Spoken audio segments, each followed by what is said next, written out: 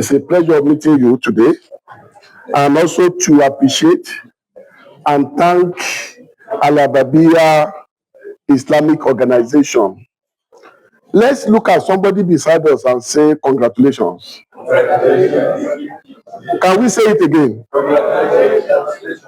Let's say it again. You know why I say we should congratulate ourselves? Today is not a working day, and we are all here on Saturday. What people are doing in Kai, they are doing wedding, some burial, some birthday. So it shows we are committed. It shows we have other people's mind at the back of our mind. Reverend said something. When he received the invitation, he rescheduled his activity. That is commitment. So my job is very simple. I'm not going to look at faith and philanthropy from faith-based approach. I'm going to look at it from development approach. However, we are going to link it with our faith, because we have nexus between faith, philanthropy, and humanity. So we can't run away from those keywords. But I also want us to look at this roll-up banner and pick some words here to give us elaborate view why we are here today. Imam has mentioned part of it, but I want us to look at these 4 bullet points. The mandate of F&B: 1, to partner with relevant institutions and experts to research faith-based giving platforms and engage religious leaders to ensure accurate data collections. Data is very key when we are talking about faith and philanthropy. My dear brother mentioned something, that they will look for people and raise money, go to hospital, go to correctional services, or go to school. But are they documented? The answer is no. So it means all the efforts that the faith-based organization are contributing to the development, nobody counts it as part of our GDP. Do we agree? Yes, sir. There is no day in your church or your mosque that you are not giving. But who document it? We only do it for God. And that is why in America today, 25% of giving came from philanthropy organizations. But in Nigeria, we don't have figure to it. But we are doing a lot when it comes to giving. So meaning we have discussed about need to be structured, so that when you are structured, you document properly. Imam just mentioned to us, which Reverend Father confirmed, that around 2,008 to 3,000 people were fed during Ramadan. That is a figure. Do we learn lesson from that? Reverend Father mentioned revolving loan through FCMB. And if Reverend should drop 270,000, about 30 people will get access to loan. Multiply 30 by, because it's revolving. So that is record keeping. Yes, so we need to go back as faith-based organization today and think beyond our traditional giving that is not structured. If your target is orphan, how many orphans do you want to support in a month? If you are going to support 10, it means in a year you are going to support 120. If you want to do it for 3 years, you are going to support 360. And if each orphan is going to take 10,000, that's 360,000 naira. Very simple. But we are just giving as God blesses. So no record. It means we are not structured. So the essence of this project is to have proper data, to work with experts, religious leaders, and organize ourselves. So that when we are engaging with government agencies, for example, Federal Ministry of Humanitarian and Poverty Reduction, we can talk to them from the point of fact and figure.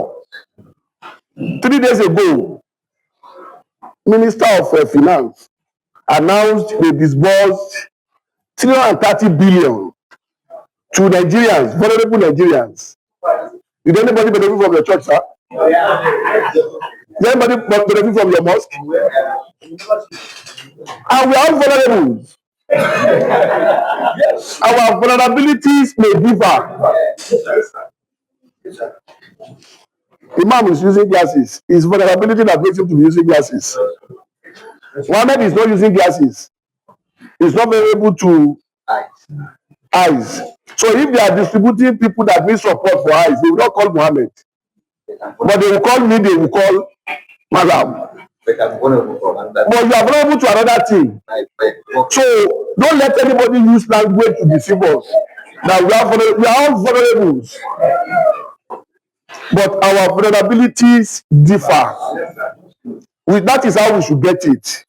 You know, politicians are doing campaign. They said, because when I read that news, I was like, who are these? 330 billion is not a small money.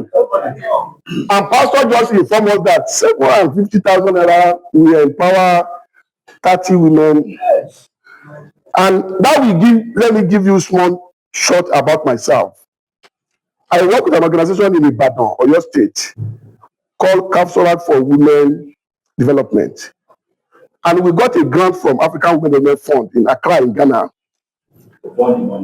We are to give rural women 10,000 naira.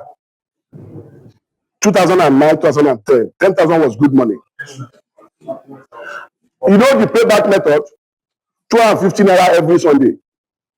And they will pay back in 1 year. 250 times 4 is 1,000. 1,000 times 10 is 10 months. 2 months moratorium. In case, if you didn't pay or you can't meet up, within that remaining 2 months, you pay the remaining money. But these women, it was a Christian-dominated community in Oyo State, in Akeri local government, Alagbede specifically, for those that know Oyo State very well. And every Sunday after church, they will just take their 250, not 2,005, 250 naira.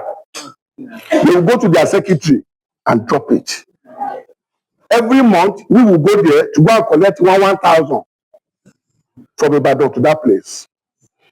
So I asked one old woman one day, I said, Mama, what are you doing with 10,000? I said, look, this 10,000 is doing a lot for us. So I asked her, I said, how? She said they will move from this market, use that 10,000 to buy something. Next 5 days market, they will sell it, get small gain, they will go to another market. So every day they are busy with 10,000 naira. When I got to Abuja, I set up an organization. And I called it 21st Century Community Empowerment for Youth and Women Initiative. And I told my board, I said, I don't need donors' money. Board, you can't be a board member just like that. Oh. Everybody go and bring 20,000 naira. I have 7 board members, 140. And I told my wife, I said, we are going to put extra money to this. Oh. And I'm going to add to it. And we raised 300,000 naira. And we said we want to do Project Empower 100 Women. Project Empower 100 Women. 30,000 naira. And you will pay back. Go and decide when you are going to pay back. 3,000 naira every week, every market day. Nobody, till we close the project, default from the process. 30,000 naira. Go and start your business. If you love your sisters, pay us back. If you love your neighbor, pay us back. Well, we started with 10 women. Remember, we call it Project Empower 100 Women. So we are going to do it 10 times. So 3,000 every market day, every week. That's 30,000 naira. So the following week, another 30. Third week, 30,000. Fourth week, 30,000. We have another money for 4 people. We increase 10 to 14. 14 people will now be bringing 3,000 naira again.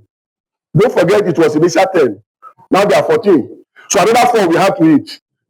Become 18. Like that. So some people will finish paying, more people will be benefiting. So what am I saying? We need to be organized in our faith and philanthropy. And one of the things we want to get out from this project is also to support and establish governance structures and operational guidelines for effective philanthropy initiative among faith-based organizations. Today, if you don't have philanthropy arm in your church and your mosque, this is the best time to do it. AL-HABIBIYYAH, through the support from Makaton, we are ready to support you. So you are from which church, sir? Anglican. Anglican. Do you have in your church? Do you have a philanthropy arm? You don't have. We don't have what we call welfare. You can see now. What do you do in your welfare? You help members. Now, after this meeting, after this interface, can you think around converting it to a foundation that will be structured? So you can decide as a church and say every activities, every services we are having, dedicated 5% will be for the foundation. Every donations from individuals and group, 5% will go to our foundation. So that you have widow in your church, you have widower, you have orphan, you have people that want to go to school, they don't need to beg. That's right. So they want to learn skills. Do you get it? So, sir, in your mosque, do you have any? No, we do not have. You do not have? But would you like to have? Yes. So can we take it as commitment from today's participants that we are going to get at least 50% of today's participants will establish a structured foundation? Yes. Is that the agreement? Yeah. Please take note, Secretariat, so that we can do follow-up. After today, we are going to design a form that we are going to share with you. Imam AL-HABIBIYYAH, Kaduna State, please, we are going to design a very short form to get expression of interest for establishment of foundation from this our participants today. That is the first outcome. I don't want us to go back and remain the same. Look at bullet point 3. Collaborate with Islamic and Christian scholars to interpret holy text and document successful charitable initiatives across faith-based and secular organizations. Imam has mentioned different verses. Pastor has mentioned 1 Timothy chapter 6. So it means we have provisions in our books, just that we are not coordinated. The last one, establish a network of local philanthropic organizations to promote collaboration, resource sharing, and a unified response to social challenge. What are the social challenges today in Nigeria? Out of school children. If you go to market, the rice seller will not ask you, are you a Muslim or a Christian? If you go to hospital, the doctor will not ask you, are you a Muslim or a Christian? If you want to collect card at the hospital, do you see where they put your religion? Do you see it? So that is why we need to be organized. We need to be organized and be structured. You don't need a big registration. As at this morning, we have over 1 million civil society organizations registered with CAC from federal, state, and local government. Some have local government registration. It depends on your operation. If you are working in Sango Kataf local government, go to Sango Kataf and register with Sango Kataf local government, and let your target group be those in that area. If you now want to move beyond Sabo Qatar and go to Zaria local government, you cannot go and meet state. Minister of Humanitarian Affairs in Kaduna say, okay, you want to get state registration. If you now want to be doing beyond Kaduna, you want to go to Kano or go to Kogi or whatever, you cannot go and do CAC. But start small and think big. Do you get the idea? So then, having said that, I want us to have open mind to philanthropy. We all do it consciously or unconsciously, but because of that lack of coordination. So 5 elements of philanthropy: inclusion. When you are doing philanthropy, you are not talking about only your members.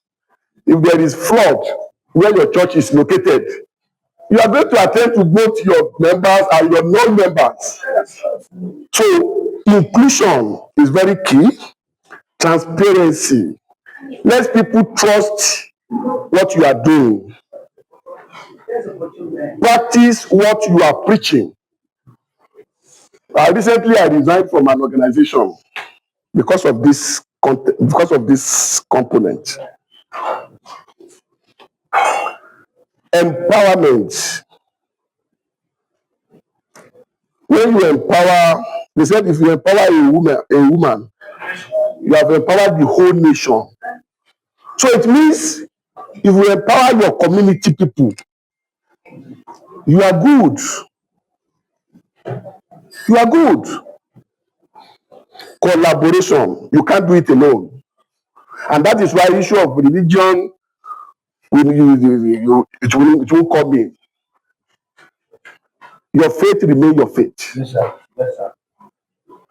But if problem happened today, when UN House was bombed in 2009, and they asked us to go and be donating blood, nobody asked for Christians' blood or Muslim blood.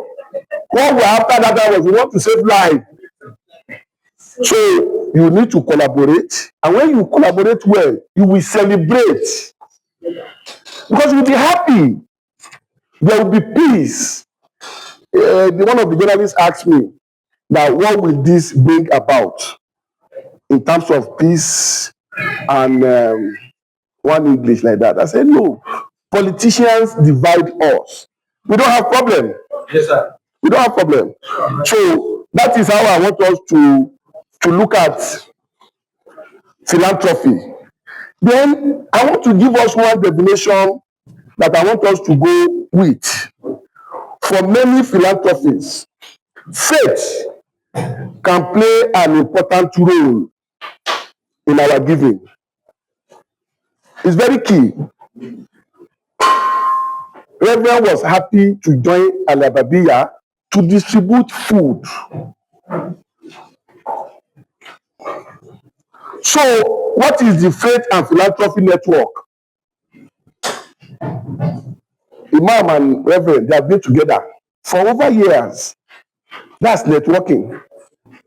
They've traveled out of this country, they've seen the way they are doing it there. They can now come back, and that's why AL-HABIBIYYAH is bringing different group of people, not only AL-HABIBIYYAH organization now, from both religions, and see how we can network and connect like minds. Our brother talk about like minds. You can't give what you don't have. So you need to come up with like minds. Philosophy fear motivated. Reverend told us if somebody should come to your house and beg for something and you have money to give and you say it is well, God is going to ask you.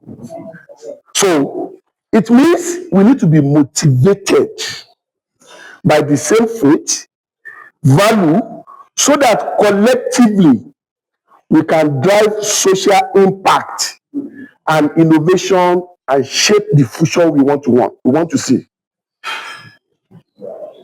If you establish your church in Kaduna, your prayers, your action should be, you want to see Kaduna that will be peaceful. And what can I do to contribute to that peaceful that I want to see? So that is what this is telling us. And in the course of discussion, I also want to emphasize this to us. We want to look at issue around, how many of us have heard about NEAT initiative? NEAT initiative. NEAT, N-E-A-T. NEAT initiative. Okay. NEAT initiative simply means Nigerian Endowment Through Asset Transformation. Some selected groups have come up now working on anti-corruption and asset recovery and start talking to the government and say, come, this asset you are recovering, we want to make use of certain percent of that asset and use it for social development. So they call themselves NEAT initiative, N-E-A-T. Nigerian Endowment Through Asset Transformation. And NEAT is one of them. Action Aid is one of them. Who again is there? There are about 7 board members. And NEAT is the one championing it in Nigeria. Every time we hear about Abacha loot, Abacha this, Abacha that.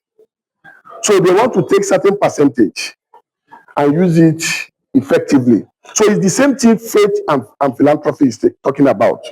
Can we come up together as faith-based organization and harness our resources to achieve sustainable development? If in your church you have chartered accountant and you need to audit your account, I don't think you need to go and hire another person because you have the resources already. You just quantify it. Sir, you want to do this auditing with outside, how much? 250,000. And you are going to do it for free of charge. So you have saved 250,000 naira. If you have somebody who is a retired teacher and you have a school, Baptist High School, and can say, Reverend, I won't mind to come and be teaching social study in GSS and be teaching geography in SS. 2 hours, 2 times in a week. You will not recruit another teacher. That's resource mobilization. If you have Anglican High School or you have AL-HABIBIYYAH Academy, most of the teachers there are volunteers. So if you want to pay teachers, you can pay them stipends, which is better for you. So because you have to look at resource mobilization beyond cash. Because the essence of F&P is to look inward and see how we can have sustainable and coordinated philanthropy in our mosque and our churches. Otherwise, we'll continue begging, we'll continue giving in an uncoordinated manner. From Monday till today, most of us have one or two. We have supported some individuals and groups, but not well captured, either as an individual or as an organization. But if it is well captured, you can use those information to engage your government, to engage your board of trustees and say, we need to do this. You may not need at this level, maybe strategic plan, but you can have a work plan and say, now that I've participated in this faith and philanthropy, can we set up committee on faith and philanthropy in our church and our mosque and saddle them with responsibility? One, we want to register our foundation first. Let's talk to AL-HABIBIYYAH how to go about it. We want to see the number increasing. And the more the number is increasing, the more the poverty will be reduced in our community.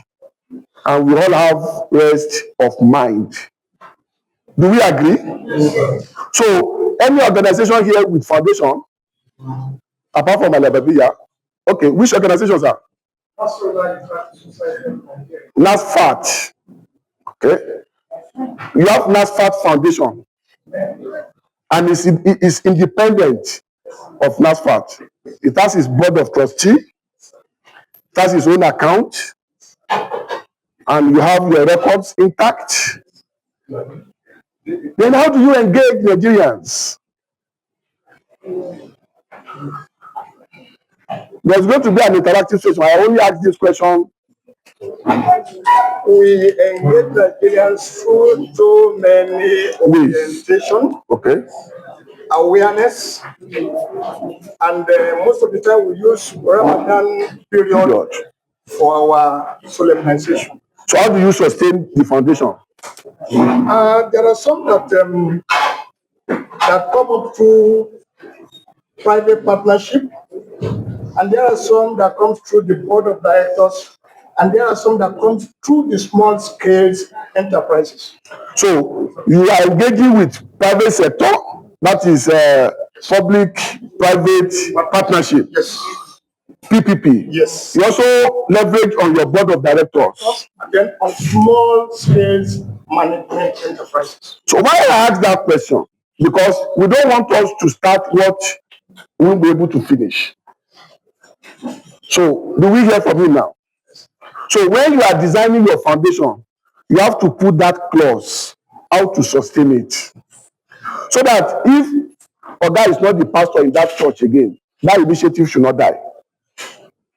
If today Baba is not the imam in that mosque, transferred, relocation, death, anything, we need to because the agenda of this project is to institutionalize F&P across faith-based organization. So we need to talk about sustaining the initiative. Sustaining it is beyond money. We should look at it from resource perspective, and which is key to sustain any organization in Nigeria. So once you have it registered, you can have small committee and give them some terms of reference. We want to get it registered with timeline. We want to train our staff. This is what we want to do in the first 6 months. Let's review the first 6 months to continue the last 6 months. So once you have that, as we are moving, situation will be dictating what to do next for you. On that note, I want to thank you for listening and hope to get your feedback.